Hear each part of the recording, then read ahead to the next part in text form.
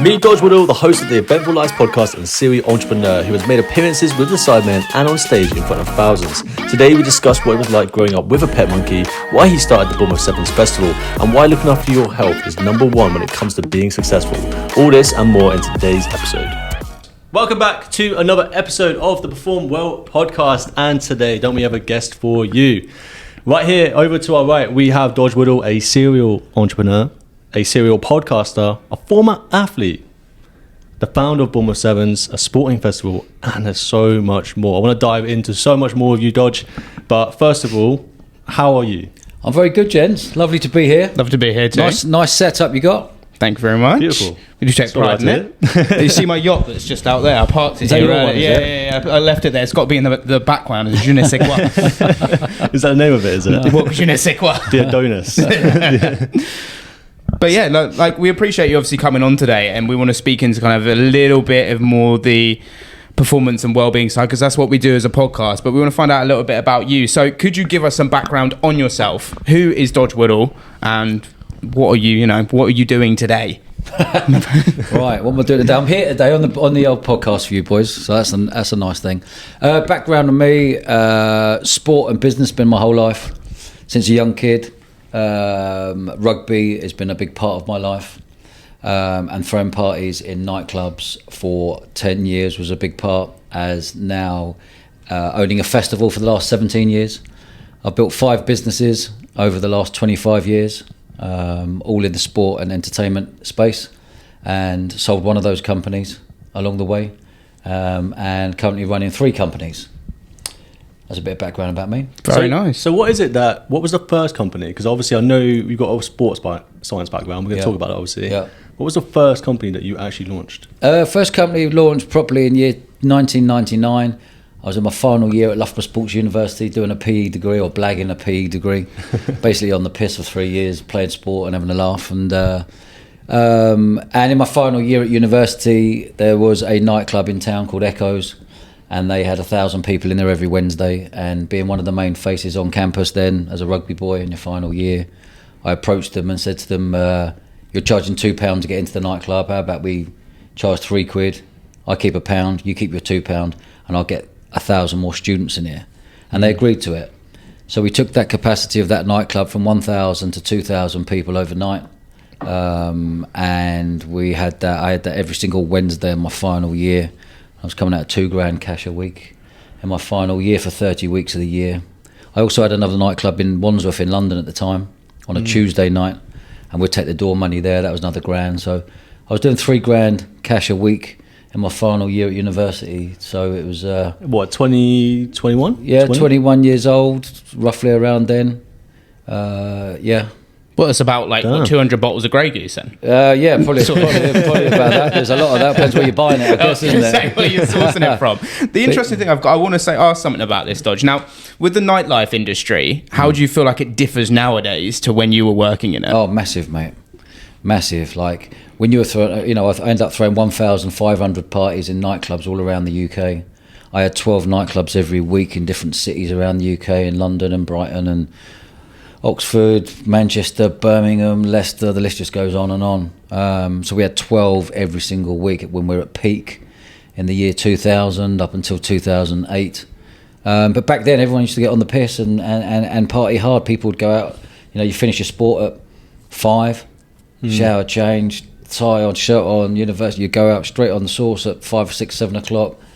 You drink till 10 o'clock, then at 10 o'clock you come out of all the bars, steaming, and then you go straight into a nightclub and party till 2, 3 in the morning. That's just the way it was in the 90s and 2000s, and the world has changed a lot.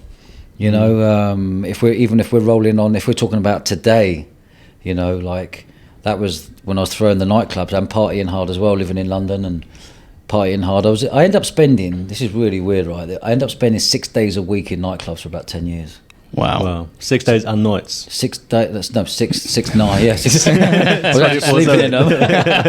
But so I was throwing parties in nightclubs Monday, Tuesday, Wednesday, Thursday, because the business model was if a nightclub is closed in a major city, and all the students are going to the student union, or they're going to another nightclub, I would go to the nightclub that's closed, that's capacity of 2,000. Say, look, open your nightclub. Watch this. I'll pack it out every week. I'll take the door money. and you take the bar money. And it was a simple business model, and it was £3-4 entry, and I'd get 1,500 or 2,000 students in there every week in different clubs. And that was the model. The model was people wanted to go out and party hard. There was no social media back then. People weren't taking photos of people larrups and doing silly stuff. It was just a free-for-all, and it was a massive drinking culture, huge drinking culture. So I'd do that Monday, Tuesday, Wednesday, Thursday. Then I'd drive back down to London with bags full of cash. It literally was. You collected from you had your family and mates working in all the clubs, taking the door money, and you'd be looking after the head doorman because you had the clicker. You'd have family members on the till. So I did that for 10 years and then decided to create a sport and music festival. But going back to your question, people partied hard in the 90s and the noughties. And then I started seeing it fizzle out. That's why I got out of the nightclub game in 2008, because I started to see things. There was a smoking ban, so people couldn't smoke in nightclubs anymore. So if you did smoke, I wasn't a smoker, but if you did smoke and you wanted a fag, you'd have to go outside in the rain or snow or the freezing cold and have a fag outside. There was a late licence brought in as well. So the government brought in a late licence, which allowed all the bars to compete with the nightclubs. So the bars would always close at 11 p.m. So people come out of the bars and everyone was shipping to the nightclubs. All of a sudden, those bars were allowed to stay open until 2-3 o'clock in the morning. And there might not be a lot of people in the bars, but 100 or 200 in each different bar adds up. The bar owner will go, hold on a minute, I might as well keep them here drinking on my bars until 1-2 in the morning, put a little dance floor in. So I started to see things change, and I've got a good gut sense on business, and I was thinking 5 moves ahead, and I sensed it was the right time to get out. I was doing that in my 20s, and there's only so long you can burn the candle, in clubs Monday, Tuesday, Wednesday, Thursday, and then come back to London. I was partying Friday, Saturday in clubs, and then Sunday recovered and back in working again Monday, Tuesday, Wednesday. That's crazy. So I know you mentioned obviously Bournemouth 7, you started that afterwards. Was that pre-COVID? Yeah, Bournemouth 7 started in 2008. 2008, 2008, we launched. Running every year since, obviously COVID had a massive impact. Yep, we again, I was going from a nightclub promoter and creating brands for nightclubs, for my own brands. One brand was called Bubble Love, and another brand was called popyourcherry.com. I love it. So wait, what were these businesses? Basically, yeah. So I don't know if you know the Pasha logo in Ibiza.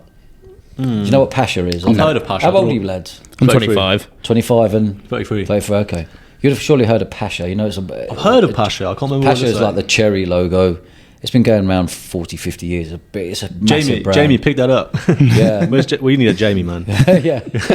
We need a Jamie. So get Jamie, have a look at Pasha. So basically, I created a brand in 2000. There's no such thing as websites. Everyone's talking about this .com, talking about websites. Back then, we're like, what's a website? Yeah. And all of a sudden, we're like, but let's build a website and then create a brand. So we created popyourcherry.com. We borrowed the cherries off Pasha, basically nicked them and tweaked the design so we couldn't get sued. And then created Pop Your Cherry, and then basically went round all the clubs, and we would have that as our brand, and then people would flyer and poster everyone in every city and really blitz every city with promo. And then people would go back onto the website, and then we would get the photos uploaded onto the website, so then the students would be like, oh my God, this is amazing, keep coming back. And we did that for a good stint of 10 years. Damn. Wow. Serial entrepreneur, man. Serial entrepreneur. Now, you did mention, obviously, Loughborough University. Loughborough, yeah. Now, for a lot of people that don't know what Loughborough University is, it is the elite university of the UK, probably the world in a lot of ways. A lot of Olympians come through that university and go on to win gold medals. So being someone that obviously grew up in Loughborough University, doing a sports science degree, how much did that set you up for the success when it came to the nightlife side of things, since it was such a different career? One, I found it really difficult to learn at school. I was always disruptive in class. I was always the one asking questions, and I was always the curious one rather than answering the questions like most kids did. If a teacher asked something, I'd be like, what do you mean by that? And I'd be the one asking the question back when everyone was thinking it. So when I got in through the back door, I didn't do A-levels. I got in through the back door at Loughborough via sport, and you had to have like an A, B, and whatever subjects it was, biology, something else. I didn't have a clue. So I got in there, and again, I just managed to get through. I was earning good money at university back then, as you know, from what we were doing. and I would pay all the clever kids to do all my coursework, and then I'd get 80% in that, and then I ended up doing the exams, and I ended up getting 30% in that, and I knew I'd get a pass, so it got me through to the following year, you know. But I haven't used that degree in one bit, but what I have done and what I've used and what's worked really well for me is all the contacts that I've met at a sports university, where everyone's there. They're all like-minded people. We've all just done well in sport from different parts of the UK, and we've all ended up there. It's a campus-based uni where people are partying hard, trying to do a bit of a degree, and then just having a laugh. That was what it was like back in the 90s, you know, mid-90s. That's what it felt like when I did uni in 2010. Yeah. Exactly the same. Yeah, I mean, I ended up at Portsmouth Uni. I wanted to go to Loughborough, which is sad for me. I wanted to go to Loughborough, but I didn't get accepted on my GCSE grades. Yeah. They went right back there. But like, it's such a prolific uni, and as you were saying with your sports science background. Now, we want to delve into kind of more like a fitnessy sense, if we carry along down that right line. So you're a sporting chappie. Now, talk to us a bit about the sports you've done since growing up. Like, what have you done from a young age right up until now? Wow. Football was my original sport. Ended up doing football through that. Then I flipped to rugby. Chelsea boys under 13s, rugby. Did the whole. Got sports scholarship at school for 2 schools. Then got into Loughborough. Played the Wasps under 19s. While at school, went to Loughborough. Did Loughborough Uni first team, and then did a rugby season in New Zealand. Wow. For 6 months, which was amazing. Played rugby in Australia and France, and then came back from my New Zealand 6 months, which was amazing, by the way. You know, you imagine going to New Zealand at the age of 19, English speaking in a university town of Kiwis. It was just amazing. It's better than Australia, though, mate. Yeah, better than being called a pond. Yeah, mate, it was great. It was great. So it was a lot of fun there. Came back and then played at Leicester Tigers, and then just stopped. That is Leicester Tigers. That's incredible. Once again, for anyone who doesn't understand rugby, Leicester Tigers are a big team. Yeah, they were. They were back then. They're still. Yeah. Who's the kicker for England? He played for Leicester Tigers, didn't he? Owen Farrell. He was at Saracens. Oh, my bad. Yeah. See, I'm rubbish. But Leicester Tigers back in the day, they were. They had all the England World Cup winners in there, and again, when I went there as a young kid at 21, you're playing. You're training with the first team. You're looking around going, Martin Johnson, England captain, Lewis Moody, World Cup winner, like all the Neil Back, all these players, Martin Corey, like phenomenal players from South Africa or England or Fiji. You're looking around going, am I good enough to be here? That's the first time in my life I've ever had imposter syndrome. Where I've gone, I don't even know what imposter syndrome was until everyone's talking about the last year or so. But you actually look around and you think, fuck, am I actually good enough to be here? You know, you start doubting yourself a little bit because you're playing with the creme de la creme, who are adults, and it's legalised violence back then, where it doesn't matter if you're in training and they're your teammates, they want to smash the shit out of you because they want that shirt on the weekend. And that's just the way it was. And I think it's all calmed down a little bit now over the years, but that's when it turned professional in 96, 97. It was 97, went there, and we were still at Loughborough Uni. So all of a sudden you're at Loughborough Uni and you've been given a brand new Rover car, and you're getting a couple of £100 to play, and you're getting free stash and Adidas stash, and it was just phenomenal. The feeling was amazing. Yeah, you know. So then I just stopped playing rugby at the age of 23 because I started throwing parties and then earning the money that I was mentioning a minute ago. In my final year, I literally just stopped, bam, and then started going, hold on a minute, I can create a career here out of throwing parties for students in nightclubs. Yeah, and I didn't miss it one bit. Yeah, I didn't miss it one bit. It was a lovely transition to go, right, let's just start throwing parties, and I had to scale that business. You can't just do 1 club or 2 clubs. I wanted to scale it. So the following year we went to 6 clubs, taking all the door money, and then the following year we went to 9 clubs, and the following year we went to 12 clubs. You know, and we scaled that business, and we did really well out of it. Yeah, I find that really curious. So, like, sport, in a way, there's an interlink there, because almost from you playing elite level sport to doing the nightclub business, I like to kind of see business building as almost like a sport in a way. Yeah, because you're looking to progress over time, aren't you? Yeah, so massively. That's the kind of characteristic that carries over into business in that sense as well. And you said, obviously, you petered out at 23, but you took on completely different, like just different responsibilities in your own life at that point in time. Yeah. From that period of time, what would you say if you were flying the wall when you were building those nightclubs? Yeah. What would you say is one piece of advice you'd give to someone out there right now? Just do it. Yeah. Don't overthink it. If you've got a business idea, just get up and do it. Everyone's there going, oh, am I ready? Am I not ready? I need to do it. Just get up and do it. Start the ball rolling. Start building a brand. Start thinking about website. Start thinking about getting the social handle. Start thinking about designing something. Start talking to your mates about it. Start telling people about your idea. There's too many people that have got ideas. They keep it in here going, oh, I don't know, tell him my idea in case they nick it. Listen, we've all got ideas, but only 1% execute. Be an executor rather than just a fluffy idea person. You know, the execution's the key. That's an interesting. I want to ask you a question. Do you think that's come into almost a generational sense? Because if I spoke to my parents about kind of something similar along the lines of getting in there and getting it done, a lot of people around my age range, me being 25 now, there's less execution, in my opinion. I think there's less execution, more thought process. We become more thinkers than doers.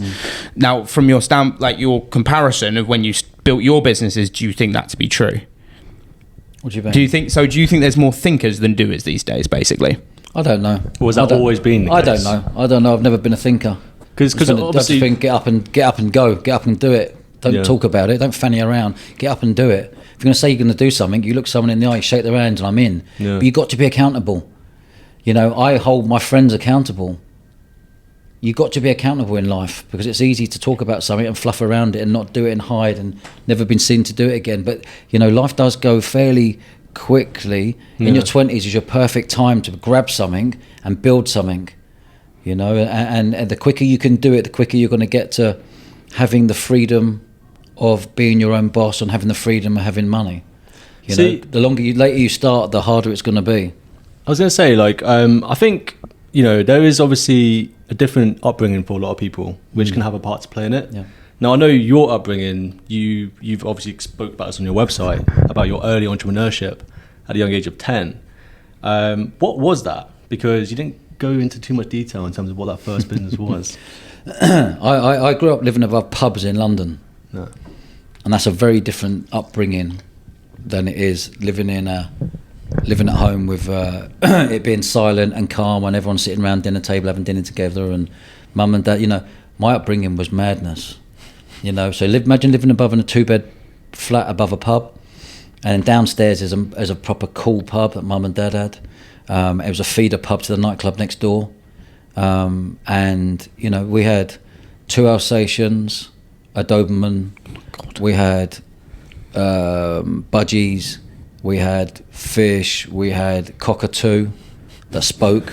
And those big cockatoo birds, you know. That was called Bubbles, because we were all West Ham fans. Nice. So that would squawk every night and every morning. I'm forever playing Bubbles. I'm forever playing. And then we had a pet monkey.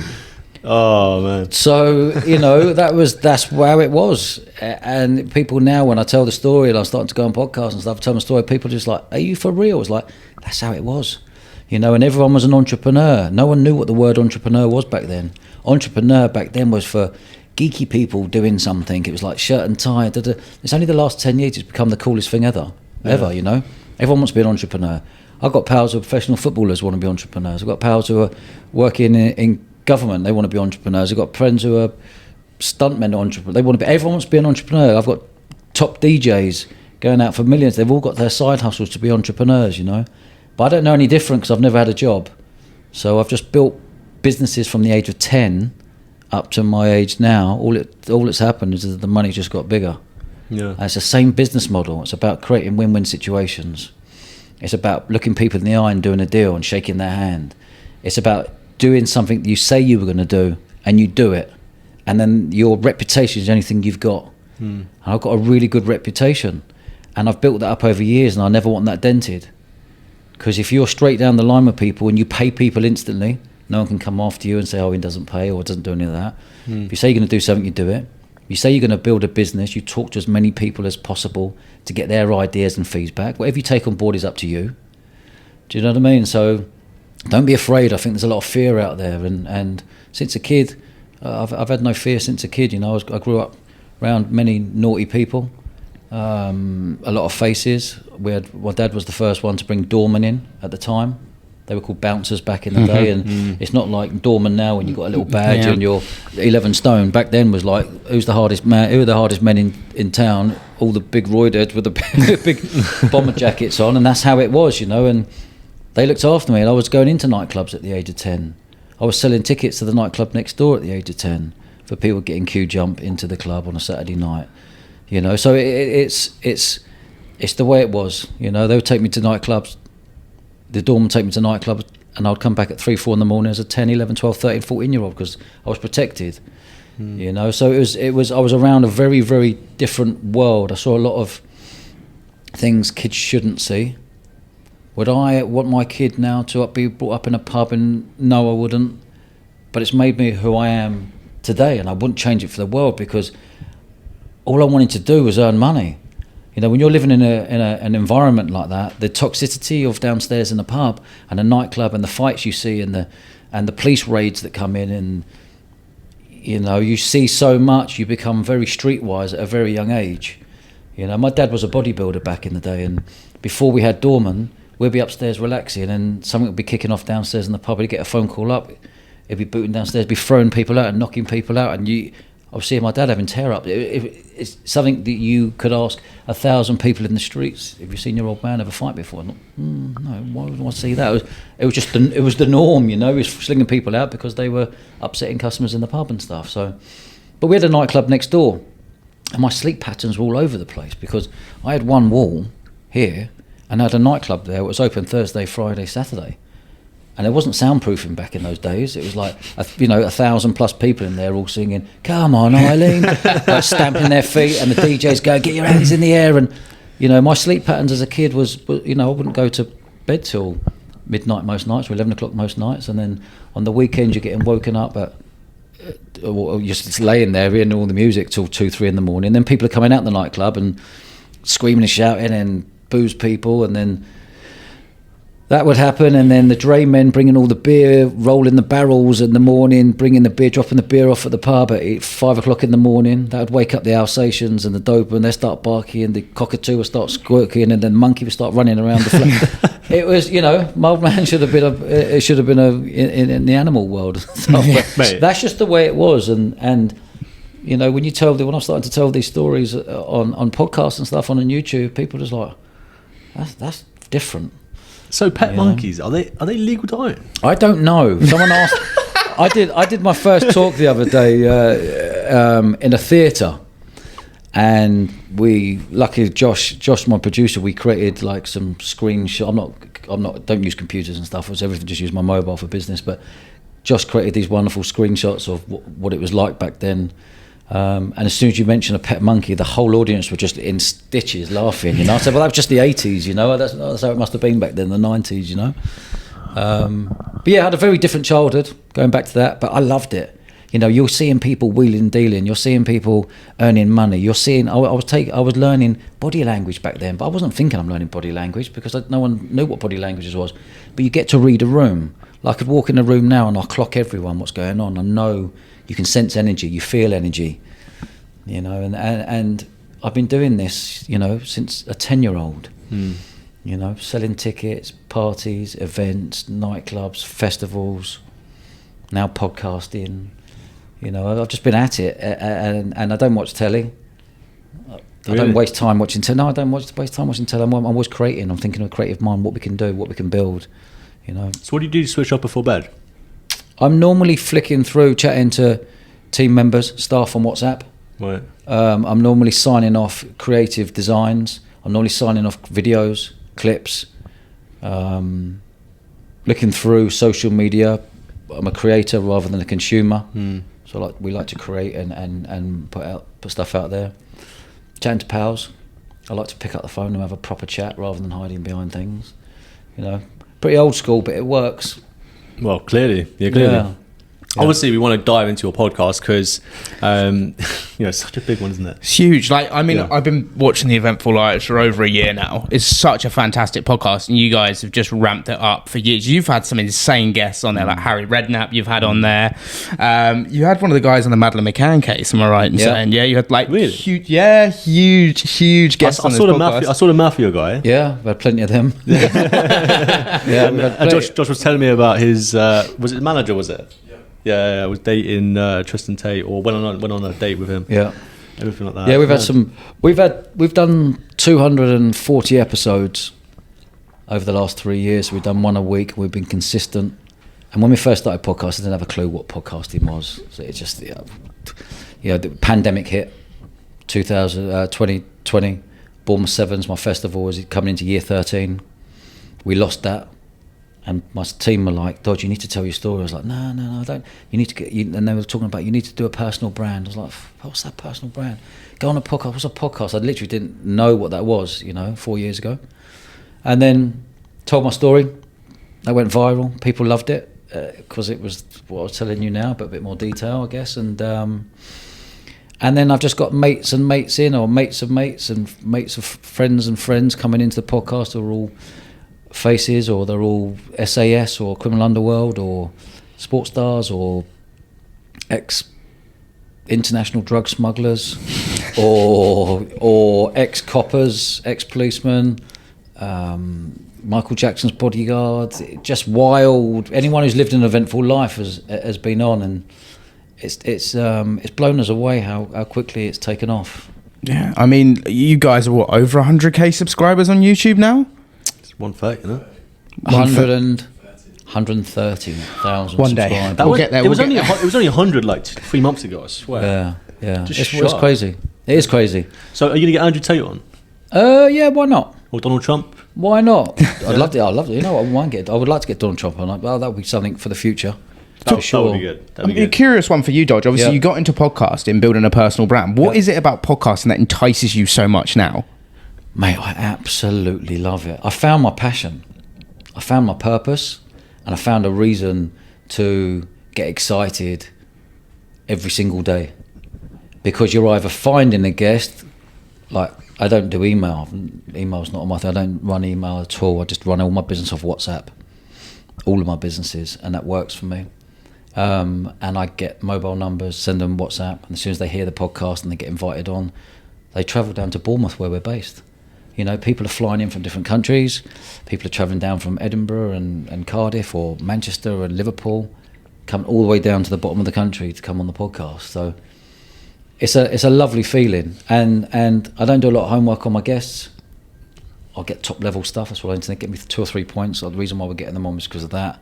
Maybe 5 minutes the night before, have a quick look. That'll do me, and then just have a wicked conversation. Yeah. And I think that's why one of the reasons why it's taken off, because it's a real conversation, a proper conversation. Because I'm a really curious person, from a young kid, asking questions, having a look round, to an adult, and now I'm getting paid to be curious. So again, it's creating a win-win. But all of these things have started since a kid, being curious. It's just, as I say, it's amazing. I mean, we're looking to do that with this podcast. We want to kind of level up, and we love having guests like yourself that we can learn off people, because I think the thing is, no matter what industry you're in, you're going to learn something from a conversation. You have something that's, I think something we became so notable during the pandemic is when we lack conversation, we lack purpose. And we lack that drive to kind of realize why we're here on this planet as people, a bit deep, but like we are on this planet to conversate with each other and learn why we're doing the things that we're doing and why we're trying to arrive in. So with the podcast, like, what is your kind of plan in the next 5 years with it? What do you want to get out of it? I haven't got a clue. I'm just doing it. Honestly, I haven't got a clue. I haven't got anything in my mind, anything planned. I'm just doing it, and it's working. And we're getting millions of views, and we're getting subscribers going up, and we're getting so many messages coming in from Instagram on our personal accounts and LinkedIn and all these Facebook going, love your podcast, I've fallen in love with it, I've learned so much, or you've saved my life. I was about to commit suicide, you've saved my life, thank you so much. Because the conversation we're having are deep conversations with people. And the way the world is at the moment, with all the mind health going on, there's a mind health pandemic at the moment, I believe. What do you mean by that? I think, mental health. Yeah. I don't like to call it mental, I like to call it mind health, just a bit softer. It allows people to open up a bit more, because if you say the word mental at school, you were that lunatic kid in the corner, you're the mental one. It shouldn't be, the connotations with that aren't cool these days.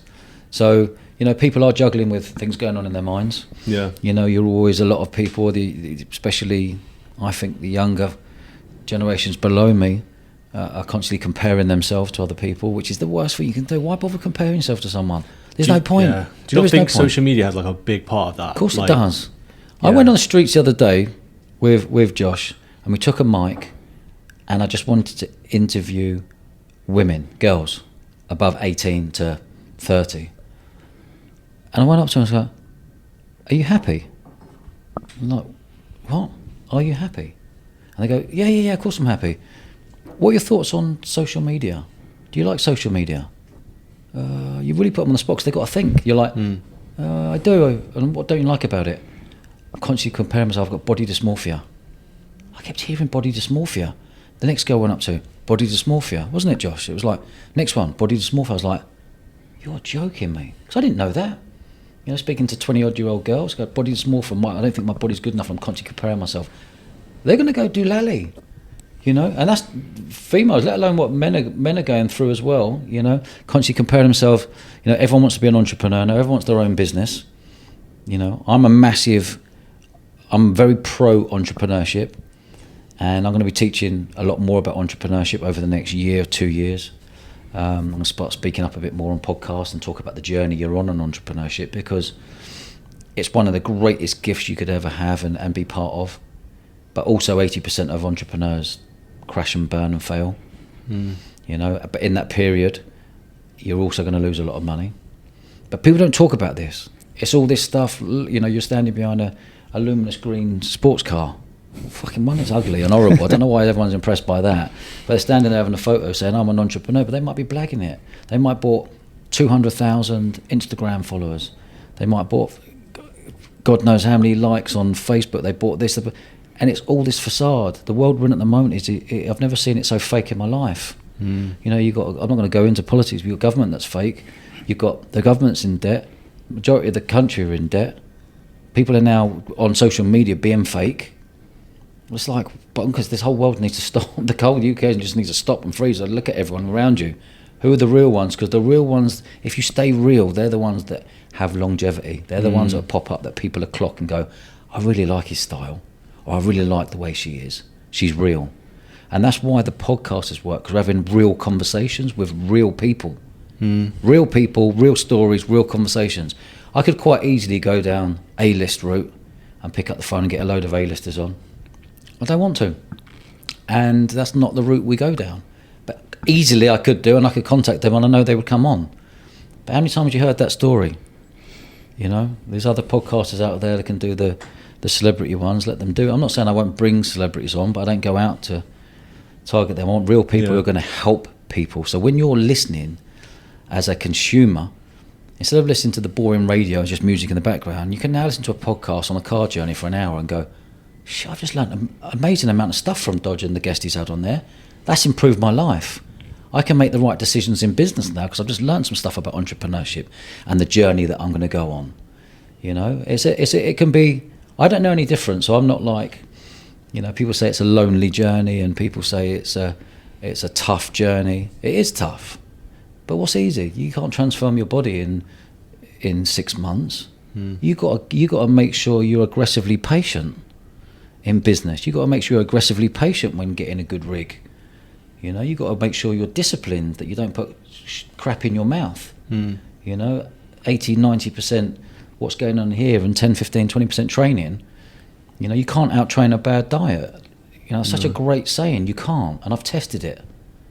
I've pushed my body to all sorts of limits, testing to see what works and what doesn't work. You know, it's the same as business. You've got to keep on testing. It's the same as marketing. You've got to keep on testing and tweaking and trialing. All I ever do is tweaking everything. There's no such thing as failure. Just keep tweaking. The only time you failure is when you actually stop that business. The only time you fail is when you stop going to the gym, because the next month after that you're feeling like shit. Your food goes out the window. Your mind goes weak. You start having a bit more booze. You start getting up in the morning going, normally I'd feel great and I want to train because I've got good food inside me. Now I don't want to train because I'm a little bit hungover from 2 days ago. I feel a bit lethargic. You know what? I'll have that bagel with a load of butter on it, and I'll have these things. I'll have a bag of crisps at lunch. I'll have a £3 meal with a cat. You know what I mean? Your mind doesn't become strong, and that comes down to discipline. The discipline of training, the discipline of getting up and grafting, the discipline of saying no to choosing stuff that goes into your mouth, the discipline of having financial discipline. No one talks about financial discipline, when to spend and when to say no. You know, and I love that you mentioned that about the physical side of things, because you know, how much would you say that, like, if let's say you woke up in the morning, you went to the gym, you had good food, you ate right foods throughout the day. How much do you reckon that impacts your success as an entrepreneur? Huge amount. And without that, you wouldn't be where you are now. Definitely not. 100% not. And listen, I like to party. Yeah. And I've partied hard in my time, in my 20s and 30s, but then you get to a point you're like, whoa, so, but 100% of eating the right food, how your mind feels and how sharp you feel and how good you feel and how confident you feel to pick up the phone and have a conversation that sometimes if you're a bit like sluggish, you think, I'll leave that conversation to tomorrow. I don't do anything to tomorrow. I'm everything about now. If I'm going to make a phone call and you mention something, I'll say, give us a number. Everyone you meet is a contact. My mum told me that as a kid, and my phone here, it used to be called a black book. Like now, used to say, I'll put it in my black book. Back in the day, because there wasn't mobile phones, and when you got a mobile phone, you store all the numbers in there, and if you change your mobile phone, you'd have to write all those numbers out in a black book to transfer them into your next phone. And I've not missed one number. I've got 9,000 contacts. Think about our grandparents, mate. They must have been like, remembering it by digits and then watching it go around in a circle. But they weren't as well connected then. Yeah. Because it was regional. When they were entrepreneurs, it was very regional. It was very like, I've got a shop in, Wandsworth or Southampton, and your business was pretty much around here. What we've got now is that we can create global businesses in a very short space of time via the internet and via social media and via payments online. You can become a global business very quickly. You can talk to people. I can talk to people, rugby playing people in Japan, New Zealand, Australia and Dubai and Hong Kong about coming to Bournemouth Sevens Festival. It's an easy target, Facebook ads, Google ads, Google pay-per-click. There's so much out there for us now, and I think where we're at the time now is anyone coming into this world who wants to be an entrepreneur, they don't realise how lucky they got it. Entrepreneur back in the day was proper graft. We didn't have social media, so I'd print each nightclub I'd send up 60,000 flyers. A flyer you get to hand. You stand outside nightclubs in the pissing rain and you're handing out flyers. You're throwing them under people's car windows. You're going around student halls, flicking them down here. You're cable tying big posters to every lamppost around that city. While the police and the council are not liking you for doing that. That's marketing pre-social media. And then all of a sudden I come into marketing post-social media in 2008 after the first festival, and all of a sudden I could lay on my sofa and I can press buttons on my sofa.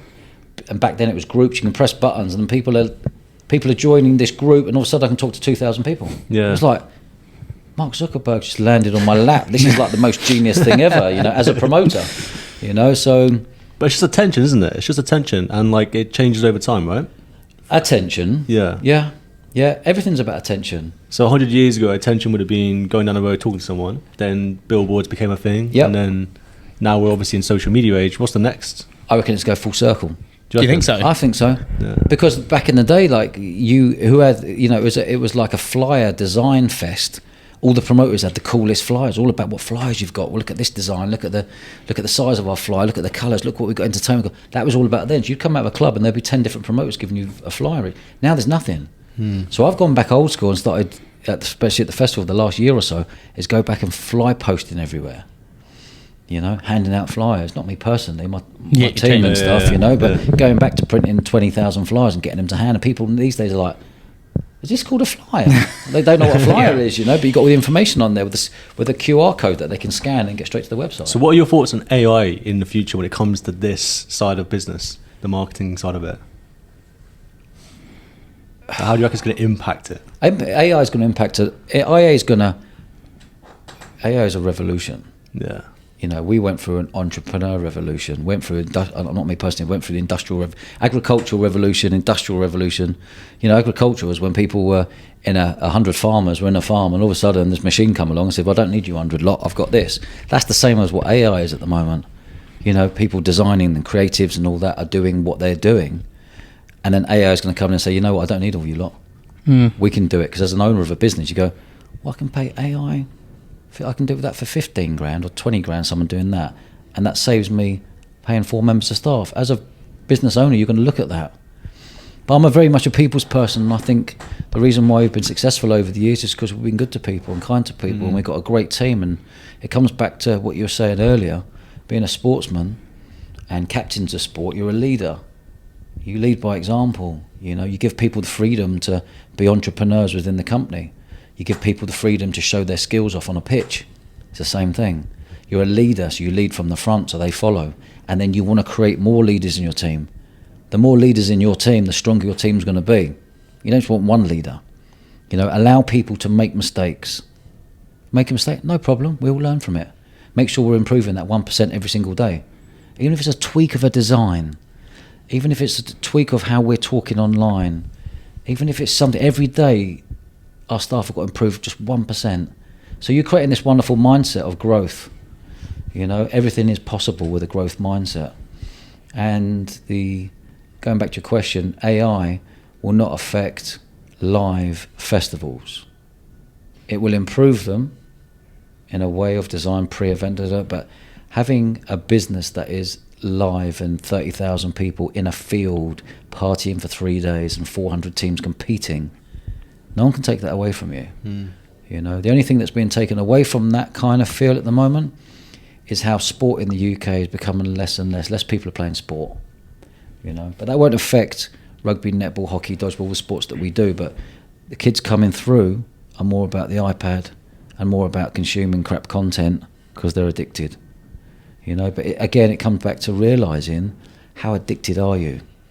Everyone's an addict in some form or way, and we're lucky that we're addicts in hitting the gym, eating well, and creating content. That's my addictions. Yeah. Well, there's plenty of addictions, whether it's sex, drugs, booze, gambling. They're really tough addictions, and I've had a lot of addicts on the podcast. I've been around a lot of addiction and seen addiction, and it's a scary thing. It really is. But just make sure your addictions are the positive ones. I've seen addictions in the gym, man. Yeah. I've seen people come in 6 days a week, twice a day. Yeah. And absolutely killing themselves in the gym to escape from something outside. Yeah. It's crazy. But you say escape, what a wonderful escape. What a nice addiction to have. Listen, people who don't go to gyms go, I can't believe you go to the gym twice a day, 6 days. Well, I can't, whoever it may be. Only because deep down they don't go to the gym and don't know what it's like to leave the gym and have that endorphin and dopamine hit, and eating well is a double whammy, and then you wake up in the morning and you feel tired in the morning, but you're feeling good because there's no booze inside you or there's no drugs inside you. And there's a time and place for booze and drugs for people going to Ibiza and doing what they do. We've all done and tried and but it's a nicer feeling waking up feeling clean, knowing that you trained hard and your mind feels so alert. And the difference of waking up with a hangover the following day, it's not just the following day, it's the choices you make with a hangover. The shit food, just gorging that. I feel knackered, I've had a crap night's sleep. Then you think the next day you'll be fine. You're still eating crap food because you're feeling lethargic, and there's no positives that come with it apart from having a good laugh. And I like the first 3 drinks because that's where the fun is. 4 drinks maybe, whatever, or 5. It's a long lunch or whatever, But yeah, there's a time and a place. But what I'm seeing now is the Gen Zs. I really like Gen Zs, by the way. That up to the age of 24.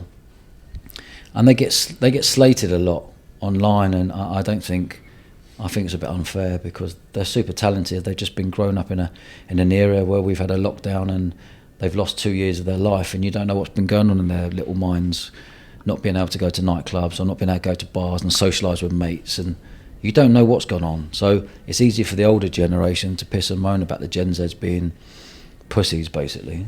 But I don't think they are. They just need to be guided in the right way, and I don't think there's a lot of guidance for them. I think my brother went to Loughborough. He's just finishing now, and he was in that first year of COVID. Tough. I remember sitting gaming with him over COVID, and I was talking to him. The question I always asked him was, "Are you okay?" Yeah. But I think that was the most important, and a lot of Gen Zs didn't, because it's going to get a little bit deeper. But a lot of kids at university, I think there was a higher percentage of suicides committed at university in any other industry in that year of COVID, because kids just didn't know what to do with themselves. Yeah. They sat there, they couldn't speak to people, they were in a house and a flat with people that they didn't know, never knew, and never felt like they could go back to their families. Yeah. And I said to my brother, I was like, what was your first experience of a club? He was like, well, sat on a stool in the middle of a dance floor. Yeah. I was like, what? With a mask on. With a mask on. Yeah. Yeah. And if you had to get up, you had to put the mask on to go to the bar and get something. Yeah. And it, as you say, it sucked 2 years of life out of these kids. And as you say, I do think Gen Z, because my brother is Gen Z, are unfairly sought after. And now I think we're actually getting a nice spike out of these people who were at uni, who were beforehand. They're starting to realise their potential, where they can go to.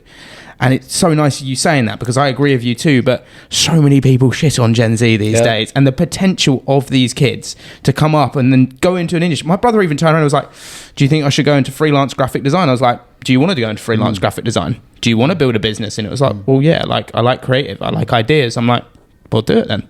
Go in and do it. And I think these people are coming through. And now, do you see it as well?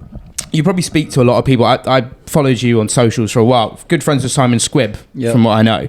And Simon, I think, is doing a fantastic job. He's trying to bring people through as well. Simon's a very good man.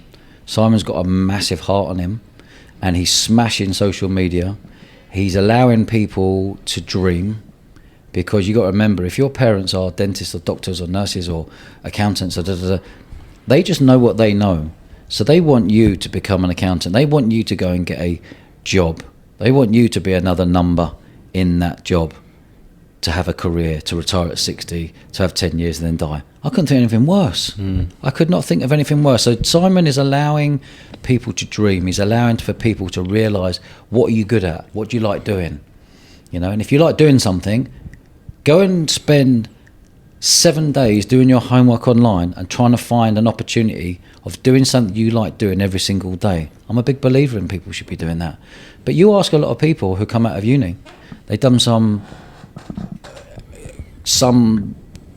crap degree that's going to get you nothing afterwards, apart from saying I've got a degree in history or an ology somewhere, or something that's just a degree, because I believe degrees are scams. Because there's no way you should be leaving with £50,000 of debt after your uni to do that degree, to say you've got a degree, a piece of paper that an employer like myself doesn't give a crap whether you've got a piece of paper or not. I'm after someone who's bang on the ball, sharp, someone who can be obsessed, someone who's hungry, someone who's a good communicator, someone who can look you in the eye and you know they're a grafter. I can teach you the rest, you know, and I find it difficult, and I'm going to be speaking about this a bit more, in fact, not on this, but in the future. You know, when you're 18, all the teachers are saying, go to uni, go to uni. Your parents, who may be in their 40s, going, well, we went to uni, it was great 20 years ago, go to uni. Uni's changed. And students now are leaving £50,000 worth of debt around your neck, and you're paying that off now because they've increased it to the age of 65, and they've increased the percentage you're paying as well. So most people have got 300 quid at the end of the month, 400 quid, 500 quid, depends on what you're earning as excess money. That student loans take 300 quid out of that straight away. Bam. And you're getting the same job as someone who hasn't got a degree. You know, I get people come in to interview. You've got a degree, you haven't got a degree. I like you both. You're sharper and hungrier. I don't care whether you've got a degree or not, I'll take you. Come on board. It doesn't matter these days, but our parents have got to stand up and realise that it's not like it was 20 years ago, where if you had a degree 20 years ago, you were like, oh, I got a degree. God, you know, he's going to go places. He's amazing. A degree is great if you're a vet or a lawyer or another couple of, you know, a dentist. You want to go in there, they're the things you've got to get a degree for. But not the other 3,000 degrees are up there so the universities can earn money. It's a business. Don't think it's just the government. It's a business, these are. These are businesses that are getting £27,750 out of you to teach you 1 or 2 hours a week at uni, while you're living, and you've got to pay another 20 grand over the next 3 years for living, for your rent and your food and all these things, just to leave uni to say, oh, I know how to pay my bills and I learned how to communicate with new people in a house. Fuck me, go travelling and spend 10 grand and go for travelling for a year. You'll learn more travelling for a year than you will do doing a degree. You know, I'm quite passionate about this because I think the world has changed very quickly. You go and do a business and marketing degree written from 20 years ago, marketing changes daily. They're teaching you business stuff that's written from a book 20 years ago, being read out from a lecturer who hasn't got a clue about business. He's on 15 quid an hour to read out, oh, this is what happened in 1992. And come on. You know, so something's got to change. Stephen Bartlett speaks about it. I speak about it. Simon Squibb speaks about it. And the more we speak about it, hopefully kids at the age of 18 and 19 will realise you don't have to go to uni. You know, there's so many more opportunities there are now, becoming video editors, becoming creatives, becoming in design, setting up your own business on YouTube, you know, going on Shopify. All these things you can create your own world. Can you earn 100 quid a day by doing that? Well, if you can, go for it. You might earn 500 quid a day. You know, but business takes time. Yeah. So what's the next thing for you then? What's the next thing? Have you got any like business ideas in the pipeline that we can know about? Anything that is taking that part of your brain that's thinking, right, I want to do this, I want to dive into this a little bit more? It's funny you should say that, because I've got 3 businesses at the moment. I've got a festival, I've got a podcast, and I've got an online events course that we created in a lockdown, where I brought 40 of the world's leading industry experts in, from Glastonbury, from London Fashion Week, Wimbledon Tennis, Chelsea Football Club, and they've all done pre-recorded lectures. So people can do that in 3 months and get into the events industry, rather than go and do a 3-year degree to get into the events industry. So we created a pandemic-proof business there, and a pandemic-proof business within the podcast. So that's what I had to create in the pandemic. And the last couple of weeks, I've been on a few podcasts and done a talk at a theatre about entrepreneurship.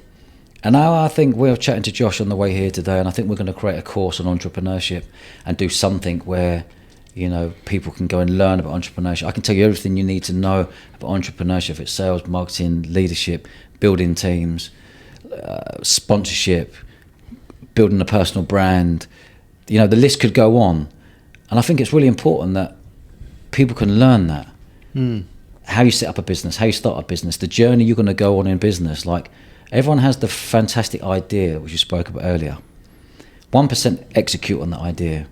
And when you've got an idea and you tell your mates, all your mates and your mum, your dad, your uncle, your brothers, go, oh, amazing, go for it, that's amazing. Don't listen to them. Go to people who you don't know. Go to someone who could be a mentor. Go to someone who's been there and done it and got the t-shirt. And what you'll find on this journey, this entrepreneur's journey, is you'll start with an idea and everyone back you. You then start the ball rolling. You get a website, you buy the .com, you get the brand, you feel the brand, you get all the social handles, you start talking to more people about it. That journey there is 1,000 days. That journey there is called, in my opinion, is called the lonely chapter. That's 3 years in the lonely chapter. No one talks about this. That's 1,000 days you're going to feel really freaking lonely by yourself. You'll be looking left, and all your mates who are all for you, and you're a year in, they'll be laughing at you. Deep down, they might wanting you to fail because they're stuck in a piss boring job working for a bank or an estate agent or another industry. No disrespect to those industries, but they might be piss bored, and they might have that jealousy that you're going on a journey to achieve something. And then you'll look right, and you'll see all the entrepreneurs who have broke the back of those 1,000 days and are in this entrepreneur circle that they can all talk about entrepreneurship because they've done the hard graft and da-da-da-da. That lonely chapter there, in that 3-year period, you're going to be broke. You're going to be laying at night thinking about money. You're going to be stressing about the things that are out of your control. You don't know whether this business model is a good idea or a crap idea. You don't know. It's a lonely chapter. If you can get through those 1,000 days and you can pop past those 1,000 days, you go into the next zone. You go into creating a boutique business. And a boutique business might be you plus 2 others. And you're all getting paid. You're all getting paid a salary, but there's no profit. So you're getting your, for argument's sake, you're all getting 25 grand and you're building something. 25 grand, and each month's hard to pay your 2 members of staff, but you're building something and you're getting 25 grand, and some months you're not getting any money and you've still got bills to pay, and you're telling your mum and dad and they're asking you, how's it going? And you're gritting through your teeth like, yeah, it's going really well. You know, deep down you're going, fuck it, this is not going well, and this could go tits up. I can't let anyone know that. You know, you're not showing any weakness to anyone. You can't. You're protecting yourself. You know, your ego gets in the way. Your ego is, I'm going to do this. I'm going to prove them wrong. That's when you're in the boutique area of entrepreneurship. There might be you plus 2 and you're all getting a salary. There's no profit. Then you move into the entrepreneurship, the lifestyle entrepreneurship, and that's where you want to be. That's when you've got between 3 and 12 members of staff. That's when everyone's getting paid and you're getting paid, and this profit of 100 grand or 70 grand at the end of the year. That's a business. But no one talks about this. That's a proper business, and you can build that business. And for me personally, over employing hundreds of people over the years, my magic number is 8 full-time staff. You know, you start getting over 12 full-time staff, you go into another chapter. You go into the dark, deep deep Atlantic seas where you are too small to be big and too big to be small, and you start employing 15 people, 17 people, it becomes very political. People are shagging each other. People are talking behind each other's backs. People are bitching. There's a toxic environment somewhere. You get a bad egg thrown in there somewhere that's ruining the atmosphere in the office. It's a horrible phase in there, and I see many businesses in that phase. Until you get to about 40, 50 staff, then you start building an empire.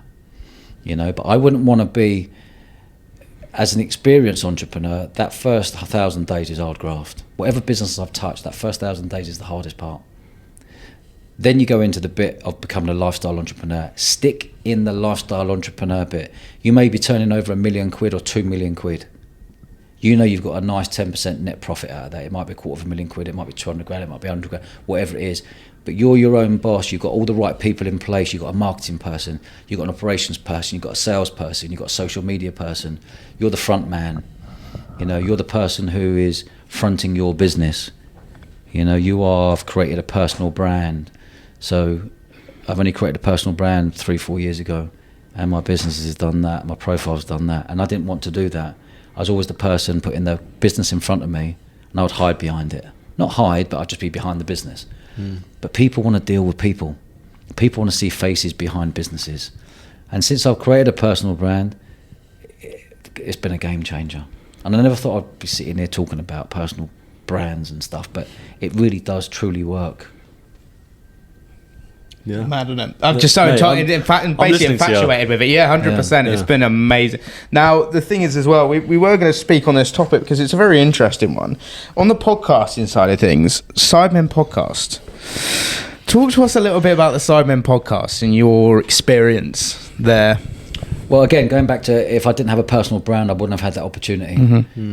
Someone come through on my DMs and said, "Hey Dodge, I'd like you to be one of the Dragon's Den on this program called Sidemen."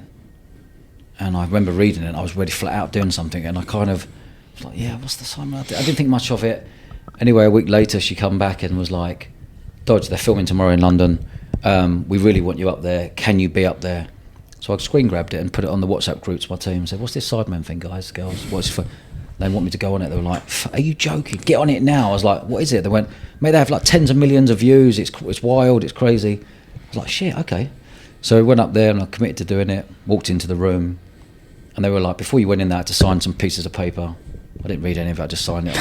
And they walked into the room, and there was cameras everywhere, and the Sidemen characters were there. And it's hard to explain, really, I guess, if you haven't seen Sidemen, which I hadn't. They basically do sketches and silly pranks and silly stuff, and as a dragon on there, as a festival owner, I was rolling with it fine. And then their first pitch was, "We've got legal drugs that we want to sell at your festival. Would you be okay if we could sell legal drugs? They're little white pills and da-da." And I rolled with it.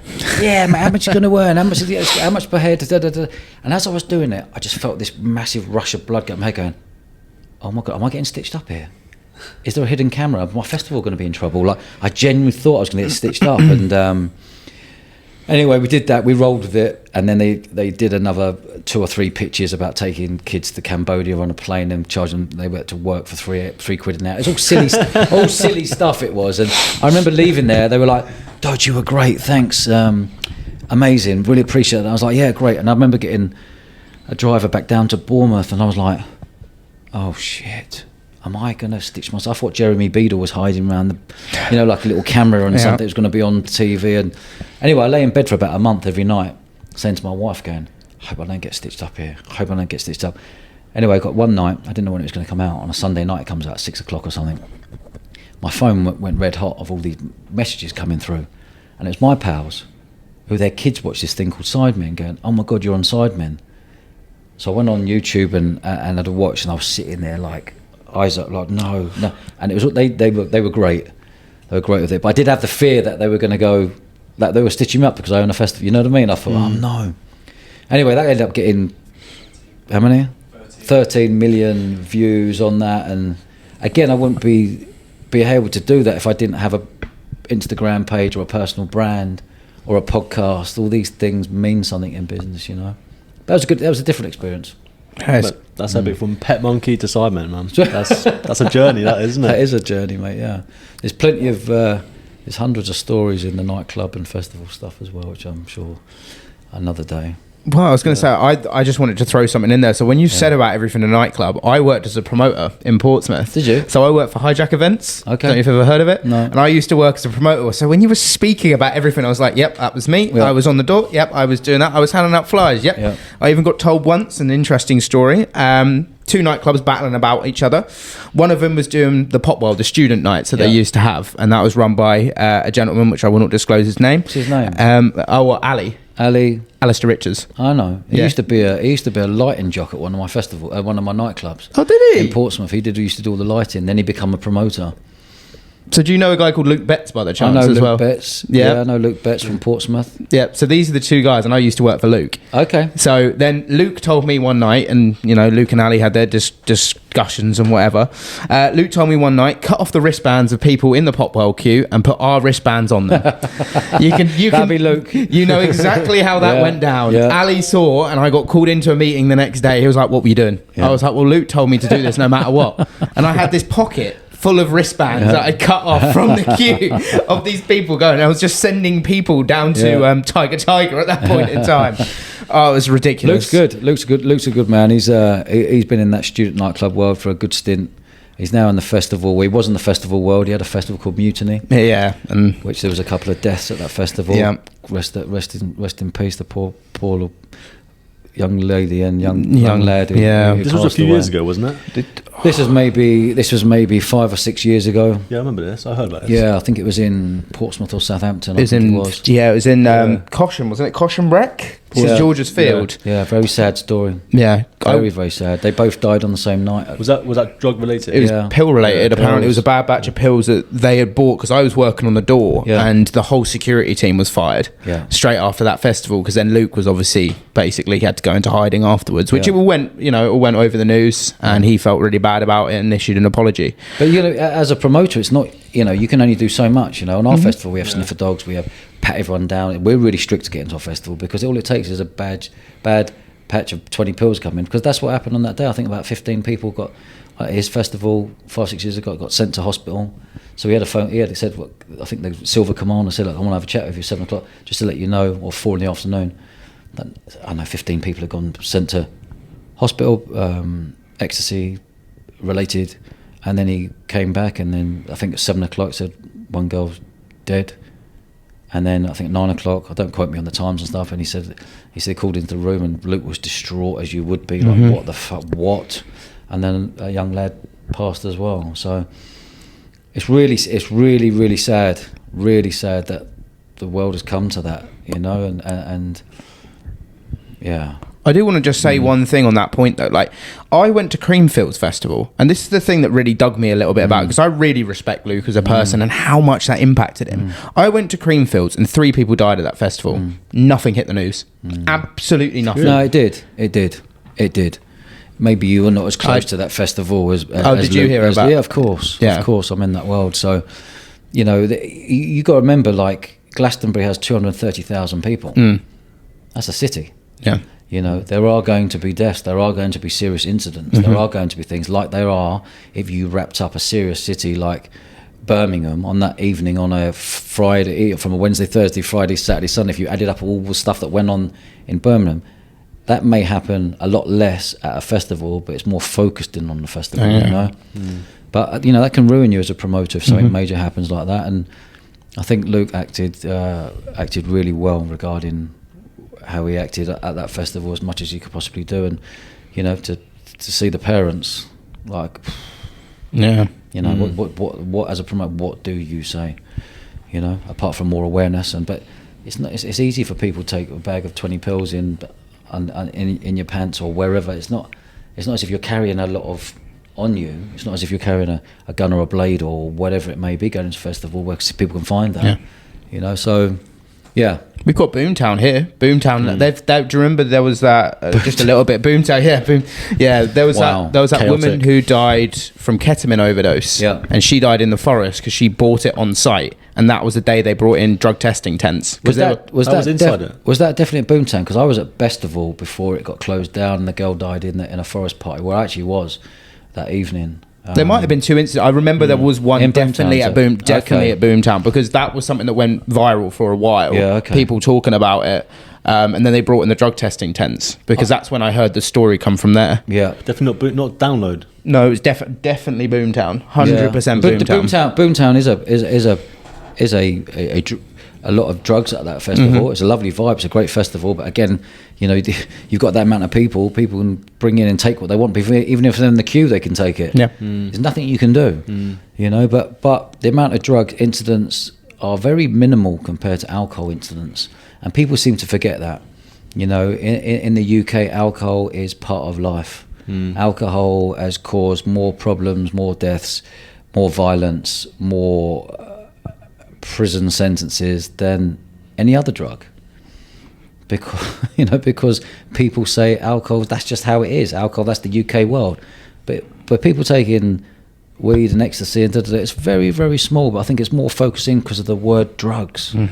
You know, but if alcohol came in today, I think alcohol wouldn't be allowed. I agree.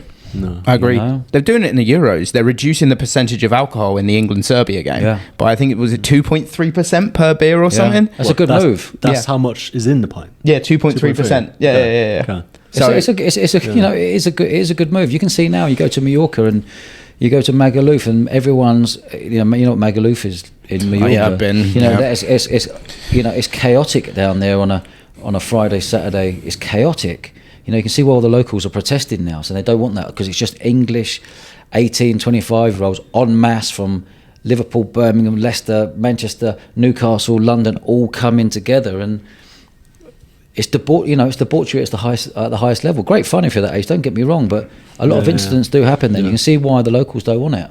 Oh, 100%. I mean, In-Betweeners was built on that, wasn't it? The whole movie. So what's that? The In-Betweeners movie. You seen it? Yeah. I mean, That's a funny movie, In-Betweeners. Yeah. I mean, they're the opposite of what you would call debaucherous, but yeah. But yeah, well, Dodge, we've really appreciated you coming on the podcast today. We'll wrap up there. I think that is just stellar. Like, you've had so many great stories, and hopefully, we can get you on later down the line as well. It's been an absolute pleasure. We'll wrap up here. We normally plug our guests, so if you want to plug away to the cameras where people can find you and all information on you, head right away. Just type in Dodge into any social media or YouTube, and things will pop up. Yeah. Good stuff. Perfect. Lads, I've really enjoyed it, by the way. I think you're two very good hosts. Thank you very much. Thank you very We much. appreciate that. That means a lot to us as well, and we're hoping to grow on the podcast We're in those as well. 1,000 days, aren't we? Yeah, we're in currently those 1,000 days. Stay focused and be aggressively patient and take risks. Oh, we will. You don't want to be there Thank you very 78 years old. Cheers, boys. Thank you very much, mate. Appreciate it. Nice one, lads. Lovely. Thank you very much, guys. We will catch you later. Ciao, ciao. Cheers, guys.